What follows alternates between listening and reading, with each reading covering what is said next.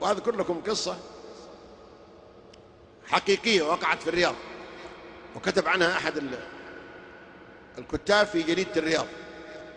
هذه القصة قرأتها قبل يمكن 40 سنة.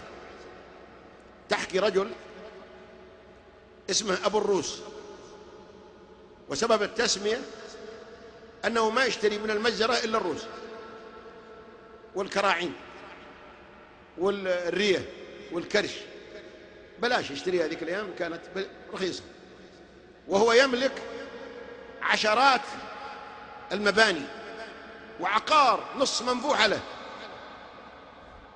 لكن بسيط. ويشتري الشباشب هذه أم 5 ريال، يشتريها بالكورة دي، يخاف لا تنقطع من البحر. وأولاده كلهم شباشب، ومرته شبشب، ما عنده غير هذا، وروس، أكل روس. المهم آخر الشهر يناوب في المساجد على أساس يأخذ الإيجارات حقة الشقق وحقة المباني. يوم من الأيام راح إلى منفوحة في مسجد ينتظر إيجار شقة، وبعدين ما شاف الرجال فزعل، قعد في المسجد. في رجل من أهل المسجد يظهر عليه الثراء النعمة والعافية وعنده عزيمة، فطالع كذا شاف الرجال هذا في طرف المسجد جالس هناك متكي زعلان شوية. قال له واحد من رجاله، قال شوف الرجال ذاك إذا يبغى يتعشى اعزم، عندنا عزيمة. راح له عنده سلم عليه، قال يا فلان، قال نعم. قال الرجال هذا عنده عزيمة وهو يعزمك، تبي تتعشى؟ قال الله يجزاك. فرح عشان يسلم من العشاء الروس حقته. المهم راح، وعلى دخل ذيك البيت قصر حوش مليان سيارات ومجالس وإضاءات علوما، ما تقوم السفرة وإذا فيها من كل ما لذ وطاب. اي والله. قام غلق يبغى يستأذن، يبغى يتعرف على الرجال. قال السلام عليكم، وانا بمشي لكن ممكن نتعرف؟ قال فلان بن فلان. قال وش انت امير؟ قال لا والله ماني امير. قال انت وزير؟ قال لا والله. قال انت رجل اعمال؟ بزنس، يسمونه بزنس يعني قروش. قال لا والله ماني رجل اعمال ولا بزنس. قال وش انت منين جايبن هذه القصور وهذا الذبايح والسيارات؟ وش انت؟ قال الله عز وجل رازقني. قال كيف رازق؟ علمني. قال والله انا رجال تعمدت من اول حياتي اني اشوف الاثرياء ذولا ارقب الواحد لين يموت، واذا مات تزوجت حرمته. اي نعم، وانبسطت في ماله. وعندي 3 ابشرك، عندي 3 حريم، وباقي واحده انا مفرغها لمرة واحد قال له ابو الروس، يقولون عنده عقارات واجد، وانا ابغى ارقبه يموت والقط مرته واخذ اللي عنده. ما درى ان هذا ابو الروس. يقول لك الرجال هز راسه، قال وش اسمك؟ قال اسمي ابو مشعاب.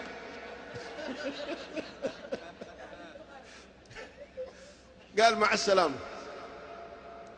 يخرج من الفيلا حقته ويركب تاكسي لأول مرة في حياته. كان يدقها كعابي له 20 كيلو علشان 10 ريال. قال وقت تاكس اركب. وروح، بدال ما يروح البيت راح السوق المركزي وجاب سيارة وحملها من كل ما لذ وطاب بالكراتين، ما هو بالكيلو. اي نعم. وروح قسم الملابس واشتر للمرأة وللأولاد، وروح قسم العطور واشتر العطور. المهم جاء عند اللحوم أخذ ذبيحة وهو قدام ما يأخذ إلا الرأس. المهم حمل السيارة دينا كاملة ويجيبها للبيت ويجيب معها عاملين ويخليها تريوس ويدعي المرأة من فوق، يا حرمة تفضلي. قالت وش عندك؟ قال تعالي عندنا خير. قالت وش عندك يا ابو الروس؟ ما معك إلا الروس، ما نبغى هذا الليلة. قال لا في علم. ويبدأ العمال ينطلون الأكياس وينطلون الكراتين وينطلون، ويدخل الرجال يولع الكهرب كله وهو قدام ما يولع إلا 21 شمعة، وما شغلته إلا يطفي الكهرب بس. ولع العمارة كلها وولع الحوش.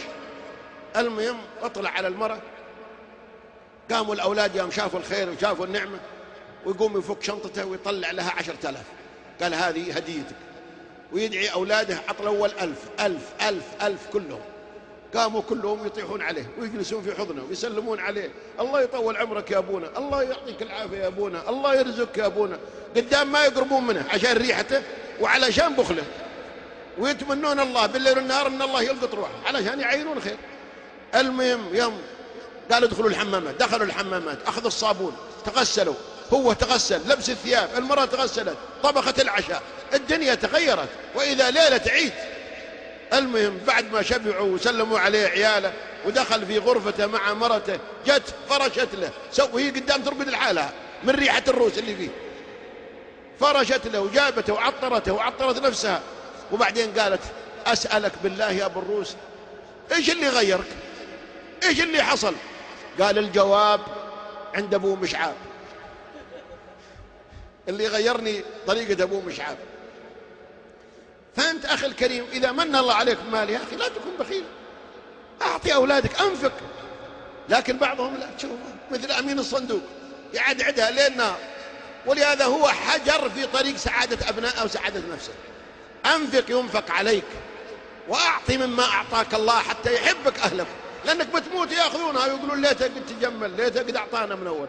أعطيهم، خليهم يحبونك، خليهم إذا مت يبكون عليك ما يفرحون بموتك. فالمال رب المال في تعب، اللي بهذه الصورة مثل أبو الروس، أما اللي في خير لا إن شاء الله ما هو في تعب. وفي تعب من افتقر، ويشقى العبد منهزما ولا يرتاح منتصرا.